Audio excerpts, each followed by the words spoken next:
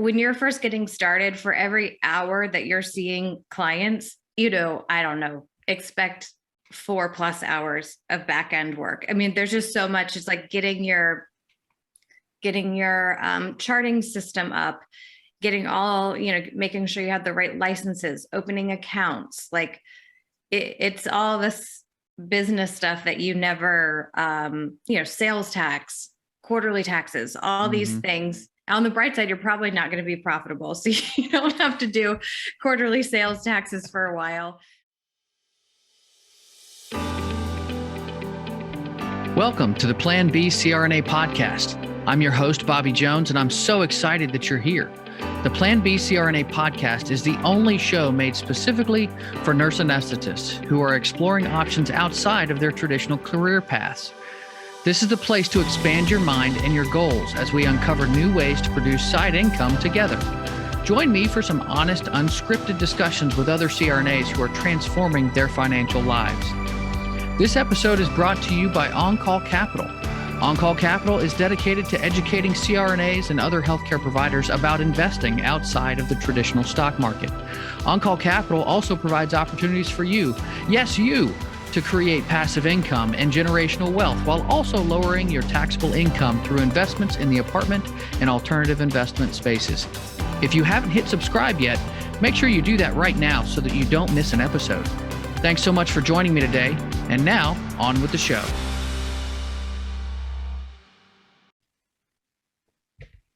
Welcome to another Provider Spotlight episode of the Plan B CRNA podcast. My guest today is a wife, mom, CRNA, and so much more. Cassie Lane is a CRNA who started Injectables.edu.com to help new injectors understand, build, and grow their own successful aesthetics practice. Cassie's passionate about supporting the community of injectors, running 2 locations herself in the Richmond, Virginia area. She wants to share her guide to achieving a successful injectables business with any CRNAs and advanced practice providers who are interested in starting their own practices. It's great to have you on the show today, Cassie. Hi, thanks so much for having me. Absolutely. You come highly recommended, so I couldn't pass up the opportunity. But I would like to know, just how did you first become interested in the aesthetics business? It's funny. One of my good friends, she told me that she got Botox, and I was like surprised. I didn't know anything really about Botox. Like I was just like, what? I think I had a negative impression of Botox, like so many people do. But then I was like, oh, well, I really respect and like this person. She looks really natural and she looks great for her age. And I was like, okay, kind of like, tell me more. And then she was like, well, like Val gets it too. It was like a light was shed where it's like, dude, all your friends are doing this and get hip to the times. And it's funny because I really saw that more, like, I was like, I could do that. I just immediately thought like, I'd be good at that. Like we're so good with needles. And I mentally was really interested in kind of like a side gig. I had been starting to get much more entrepreneurial in my mindset for a little while. So it's interesting because I think sometimes you do a couple things before the thing sticks. Like we had been doing short-term rentals and some things like that. And then I just was like, wow, this just seems really fun and something I could do. And then I took my first class with Suzanne Jagger, who is the person who connected us. And I was hooked, and I received my first like Botox and filler treatment, and I loved it. And I just pretty much never looked back. Yeah. So, and speaking of Suzanne, I mean, we talked a little bit before we got on air about, podcasting and, how that's a way that we've come to get information, but that kind of stuff wasn't really available when you first got started. So how did you connect with somebody to get that education that you needed? What was that process like? Right. Yeah. It was hard when you would Google, like, how to start a Botox business or try and find information on how much does a vial of Botox cost, like how to make sense of, is this something I wanted to do? It really did not exist. And you're really reliant on somebody in the aesthetics industry to kind of take you under their wing or take mercy on you. The problem with that is it's an incredibly closed off community. Overall, I would say the vibe is very like, don't take my clients, is very much, you're very unlikely to find somebody in your area who's going to kind of let you shadow or this and that. And sometimes it does happen, but overall, it's a little bit of an unfriendly environment to get involved in. So for me, I was really lucky in that Suzanne really mentored me, and we became good friends over the course of the training and all that. And then when I started my website, I, at the beginning, especially really heavily relied on the interviews that I would do with her, because she was the expert. She's still my expert. I still go to her when I don't know what to do. And we're both incredibly business focused in this. So we just always can sit and talk about that stuff. We started a little Patreon channel doing a lot of that. But yeah, it's incredibly difficult to break in. And I was lucky that I did find somebody who was willing to mentor me and help shed the light on, the inside info of what's happening in aesthetics. That's really cool. And of course, now there's a Business of Aesthetics podcast out there for those of you that don't know. And there is a lot more information out there for people who are wanting to find out more. So, yeah, you're right. That's all in just the last couple of years. Yeah. Yeah. So, I mean, it's, the next question would be like, obviously you got started a couple of years ago. What's been the progression of your business since you got started? Were you mainly doing kind of word of mouth stuff, and what's it look like now? How different is that? Yeah, I think the model that I'm a big fan of, and this is the way that I did it, is to start small and conservative. This business is definitely not a guaranteed success. It is wide open. You can be incredibly successful, but it's not just about knowing how to, inject Botox and fillers. All the business stuff is really what will make or break it. But I subleased a room from an esthetician 2 days a week. Now I was working full time. This was my side gig.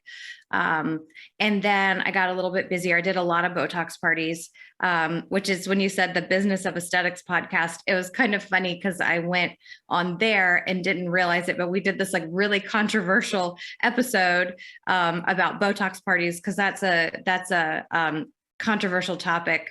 And it's like maybe Mac blade versus Miller blade. Like, should you do Botox parties? They can be, especially with like plastic surgeons and some other things, they kind of frown on them. But I think when you're bootstrapping it as a new provider, it is such a great tool, and it's going to be something to set you apart. And they're legal, they're safe and all that. But it's, I think the stigma sometimes of what a Botox party is, can give it a bad name.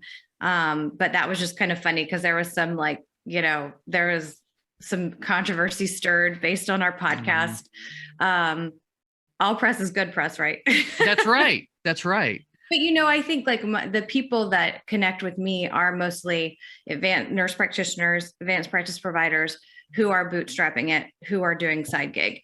So as I got busier, by doing the Botox parties, because you recruit one client and then that client has to recruit however many more clients in order to have the party. So you're exponentially growing your business with that model.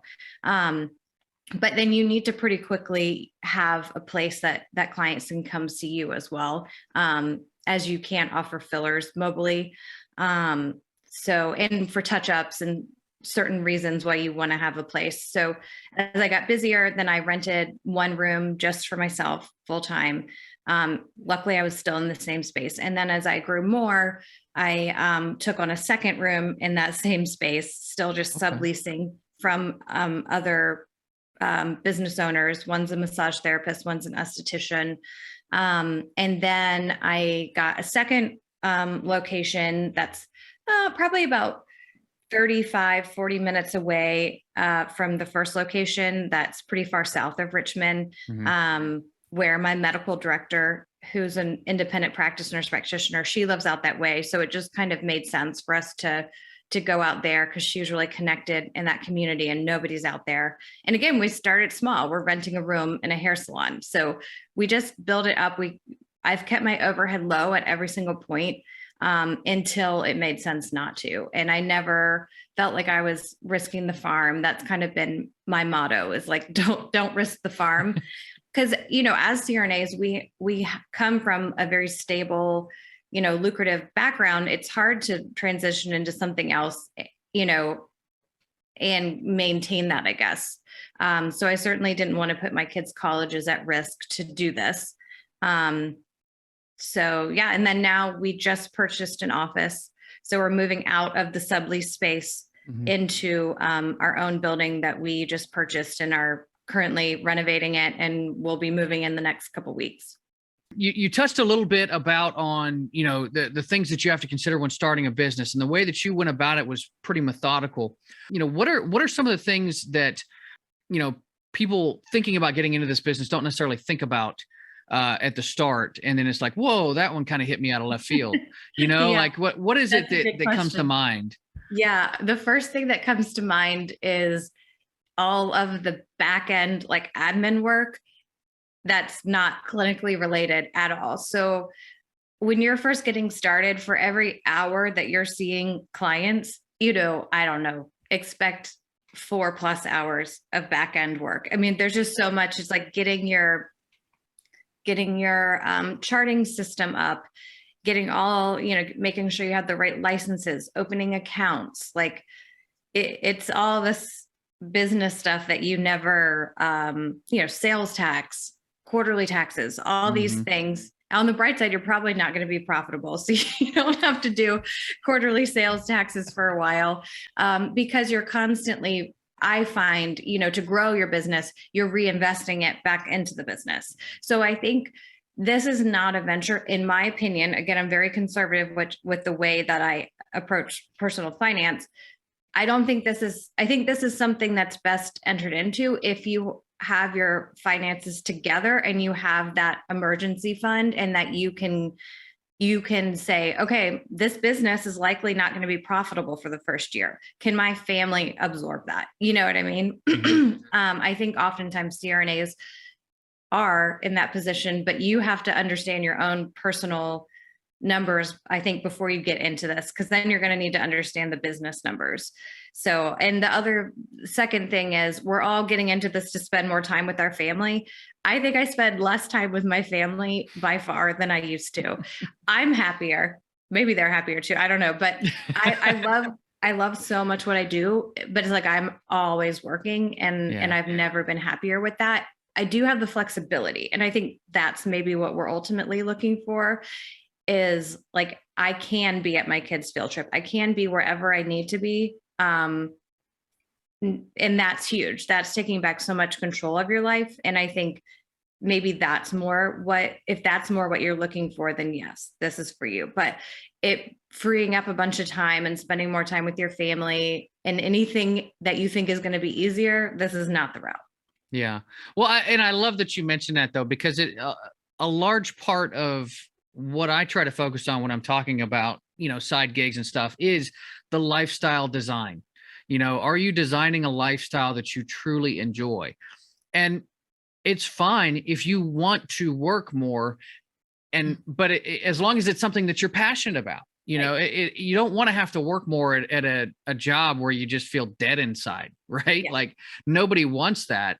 But if you can create that flexibility and the options, give yourself the options to do the things that you're passionate about, that fuel you and, keep you going and keep you motivated, then there's a lot to be said for that. But, And we went to Florida for 6 weeks last year. So like that was the whole design for us, is we felt really strongly about wanting to be able to take an extended like vacation as a family once a year. And so we did that last year. We were going to do it this year, but then we decided not to. It didn't feel like the right time with the business, but we could have, and it was on the table. And I know that we'll do it again. But, the idea of like, you work so hard and then, it's like you go to Europe for a week, I don't know. We want to be able to have the flexibility to go for a month. And I do think that we've designed the life that we can do that. That's so cool.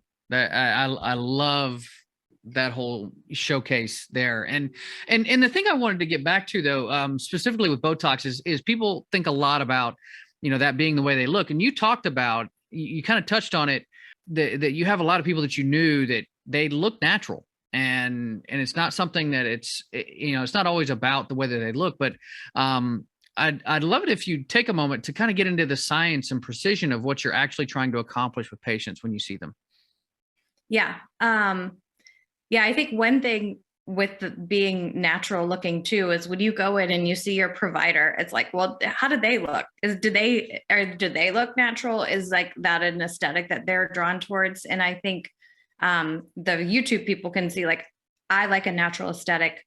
I look very natural. I've got tons of Botox and filler in my face and nobody would ever know it. And if you can tell that somebody has Botox and filler done, then it's not being done well.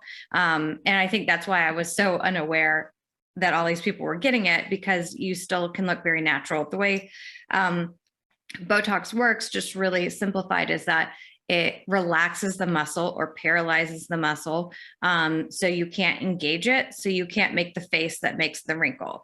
So, I can't make an angry face. I can't that's as much as I can furrow my brow. So what happens when you're not constantly doing that, you don't get these big 11s lines in between your eyebrows. And, like I'm surprised, like I can still show that I'm surprised and lift up my eyebrows. So that's a big part of how we communicate, right? Is being able to show facial expression. We're not trying to take that away. We're just trying to soften that lift. So when you show that you're surprised, you don't get the big lines on your forehead.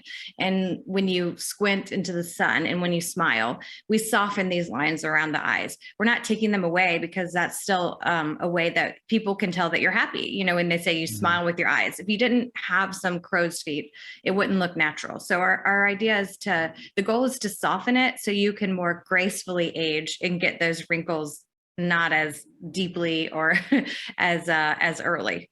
Yeah. Now it's one thing to have your own business and to, kind of go through that whole process, but it's a whole other thing to start educating others and getting into the content game where you're creating blog posts and videos and things like that. And in visiting your website, I was, impressed with what you have there for people to take a look at. And so I would encourage people to visit your website. But I was wondering what made you decide to take that next step to say, you know what, I've got this successful business, but I want to help other people do the same thing. Yeah. And we talked about this before the podcast just a little bit. What got my mind going into the entrepreneurial direction is the idea of financial independence. And there's this whole movement, it's called FI. A big core of it too is like this idea of FU money, which I was kind of like, you can design your own lifestyle when you have the financial ability to do that. So it had started with years of me completely changing our personal finance health. I changed all of our investments to low cost index funds. It was like the wool was lifted, and all of a sudden I was like, I'm in charge of our financial future. And I had a plan. And so I think I had been on the lookout for the stuff. I started seeing opportunities everywhere. And so to me, I was really interested in building a website for a while, even before I got into aesthetics. I had an idea, even bought a website domain called CRNA Insider. I was going to do like a CRNA more base page and figure out some way to monetize it. And that it just didn't ever really click. It never really happened with it. So I would say Injectables EDU is kind of like my second iteration, because I saw such a need that there was nothing like this. Like nobody was there. Meanwhile, the Botox and fillers business is booming with clients and providers all flooding. Like everybody's flooding into it. And it's because like the door, especially with millennials, is just getting blown off because people are it's becoming so much more mainstream. Like millennials are not hiding that they're getting Botox. They're starting younger, and then they're telling their moms about it. And then their moms are coming in for their first time, in their 50s or whatever. So no longer are people needing to go through the back door and not tell their friends and hide. And so just as more clients get into it, more providers like me are thinking, this is something I could do. I'm interested in this. So, and yet there was no resource for people to go learn how to do this. So I saw like a big opening, that a website like this could be successful. And I knew I would want to monetize it in some way. I didn't I thought it would be maybe more with like advertising when I first made it, like MERS or Allergan or whoever would want to come put like advertising on my site, and people would be coming for like the great content. There'd be a few ads there, and that's how it would be monetized. And then the further I got in, the more people were like, well, do you offer training? And that's when I started offering my own training. I have online class and I have in-person hands-on training in Richmond as well. And then it's just like the spawn of all these business resources you need to get started, a medical director agreement, policies and procedures. I'm constantly adding, stuff that you need to get started where you can just hopefully come one-stop shop eventually with Injectables EDU and get the stuff you need for way more reasonably priced than going and paying a local lawyer, $4,000 for your medical director agreement. Yeah, that's I appreciate that you mentioned kind of some of that evolution there, like how your mindset went in one way, but you kind of had to follow the direction that your customer base was wanting you to go. I've kind of done the same thing with some of the investments that I offer, with On-Call Capital, because, it's great to say, yeah, we're into apartment investing and everything else. But, I host a podcast that goes into all kinds of other types of alternative investing. So why wouldn't I seek to try and have all kinds of other investments as well that I can offer people, and give them flexibility in their returns, their return profiles, all that kind of stuff. So, yeah, that's really cool. Building trust, like your podcast builds trust. Like my website, when you read all the great free information that's there, then people have built a connection with me and they trust me and they're like, oh, I see, like, this is legit. She's brought to the table all this great information. I feel like there's value here, and that's how you kind of prove yourself before anybody invests in you. Yeah, it is, there's the triangle, the know, like, and trust. And so first they have to get to know you. Then they have to, people have to figure out whether or not they like you. Once they know you, do they like you? And then once they like you, you can start to build that trust up. So yeah, it's pretty cool. So, and you have a Facebook group as well, right? Yeah. Yep. It's Injectables EDU, NP entrepreneurs. But if you look up Injectables space EDU, like short for education, you'll see it. And the goal of it is that it's an NP only safe space to talk about aesthetics. Very cool. How many people do you have in there right now? Right. Over 1,000, somewhere in the low 1,000 plus. And I mean, we've had this space. I've started the Facebook group a couple months ago. It was just like, oh, wow, flooded. But, I'm lucky too. And this is a whole business thing. It's like the connections that I've made through even just doing stuff like this, even virtually, there's a gal, she has a Facebook group. Her name's Anne, and it's called Side Hustles for APRNs. And I connected with her and did a talk with her for her Facebook group. And she's a midwife turned life coach. And I mean, she's so successful. And, I've connected with her. And so when I started this Facebook group, I was like, hey, would you mind if I post in your group that we're starting this? And she's like, yeah, sure. And I teamed up with the Elite NP, and I've done some stuff with him, including a course for his website. And so I was like, hey, can I let the people in your Facebook group know that I'm starting this Facebook group? And so I think so much of this is kind of my whole platform for injectors too. Like my success, both in the aesthetics and in the website, has come from the networking and like the connections, even though they are real connections, but like many of them have started via Facebook or by this podcast or what have you. And by connecting with other injectors and having that networking, you gain so much more than trying to like shield your business from anybody else having success. The idea of abundance to me is really important, like the mindset of abundance. And like there's a lot of providers in Richmond, and they can all be successful, and so can I, because so many people are getting into aesthetics. And if you bring the best service and you take good care of people, that is what will bring you success, not somebody else not having the clients. So the connections I feel like are important. And the fact that I have Suzanne and we have some other really close friends that when I have a clinical question and I have people local with me that if I had an issue and I needed to call them for resources, like we would all be there for each other. And that makes this all so much more fun and enjoyable. I'm sure you've experienced this at certain points when you're a business owner. Sometimes you're just on this island by yourself and it can feel isolating and all that. And I think that's that's going to be a big thing that's going to hold you back from success, is being on that island by yourself. And that all ties into why I did Injectables EDU, is to connect people and know that you have a resource and a friend as you're going through all this. Yeah, I completely agree. One of the things that I enjoy, are the meetups that I participate in, whether it's virtually or in person. But I mean, you get to meet so many people, and it's kind of like when you get to go to a conference and you come back from that conference and you're rejuvenated, you're energized for your profession. And it's not that you look around at this conference and you're like, oh man, these are all my competitors, like I gotta step the game up. It's like, no, you come back and it's like, oh, well, so-and-so's doing that and they're doing this. And like, you can take those pieces and add it to your own tool belt and, still provide that unique experience to your own clients, that's based off of you and, what it is that you offer. So, no, that's really cool. I really appreciate that. So that leads me to kind of the last question here. What is the best part of what you do? What do you get the most enjoyment out of it?